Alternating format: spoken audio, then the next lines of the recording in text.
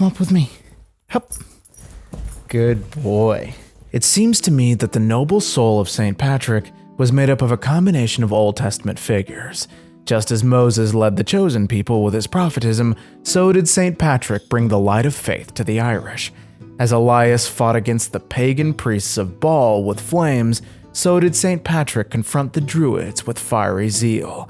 The Irish patron saint was a model of long-suffering, and in this, he represented the stately patience of Job.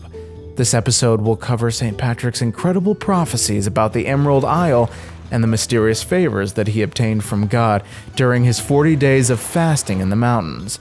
In his time of solitude, he fought off devils seeking to tempt him in such a brilliant way that they fled in terror, which definitely reminded me of St. Michael. All the sources for the prophecies are linked in the description of this video.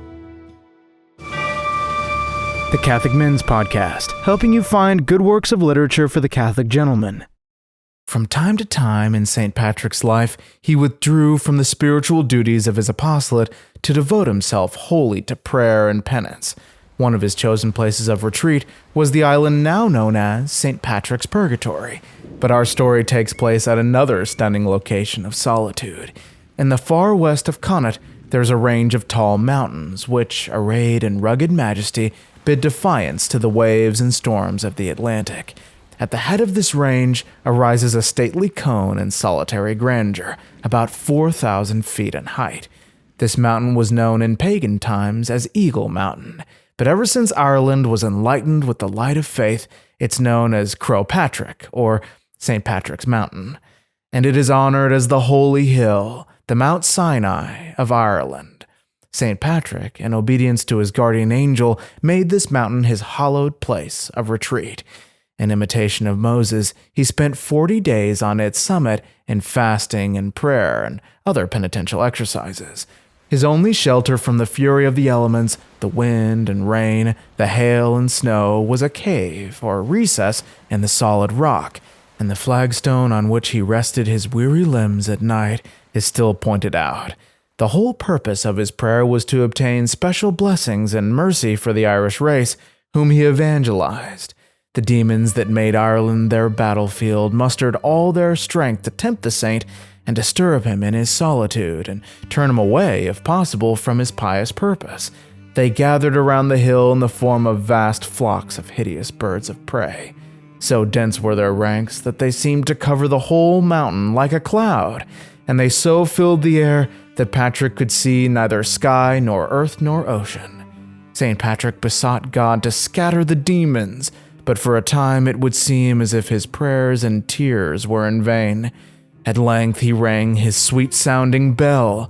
It was heard all over the valleys and hills of Erin, everywhere bringing peace and joy.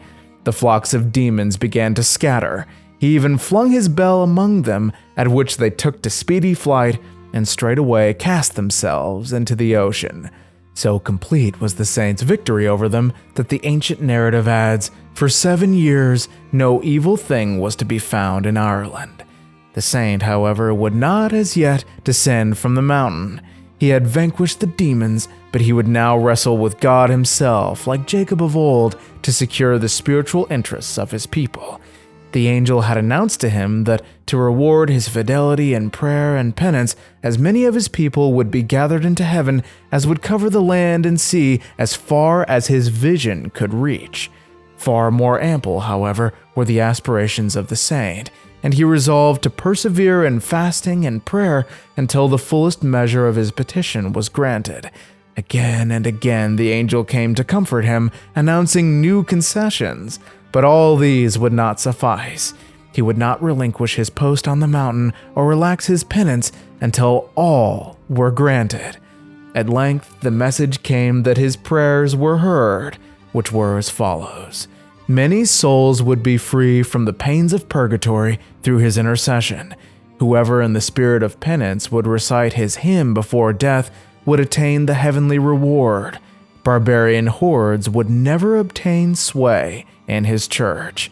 7 years before the Judgment Day, the sea would spread over Ireland to save its people from the temptations and terrors of the Antichrist, and the greatest blessing of all, Patrick himself should be deputed to judge the whole Irish race on the last day. But I have one final prophecy from St. Patrick which the Irish people must find extremely consoling. It was at the hour of his holy death. St. Bridget came to him with her chosen virgins, bringing the shroud in which he would be enshrined, having woven it herself. When St. Patrick and St. Bridget were united in their last prayer, a special vision was shown to him. He saw the whole of Ireland lit up with the brightest rays of divine faith. This continued for centuries, and then clouds gathered around the devoted island, and little by little the religious glory faded away, until in the course of centuries it was only in the remotest valleys that some glimmer of its light remained. St. Patrick prayed that the light would never be extinguished, and as he prayed, the angel came to him and said, "Fear not, your apostolate shall never cease." As he thus prayed, the glimmering light grew in brightness and didn't cease until once more all the hills and valleys of Ireland were lit up in their pristine splendor. And then the angel announced to St. Patrick, "Such shall be the abiding splendor of divine truth in Ireland." St. Patrick received his eternal reward on March 17, 493. The bishops, clergy, and faithful came from all parts of Ireland to pay due honor to the father of their faith, and for several days the light of heaven shone around his funeral bier. Thank you all so much for listening, and if you'd like to hear more stories that every Catholic should know, just click on the link above me here. God bless you, and Our Lady keep you. St. Patrick, pray for us.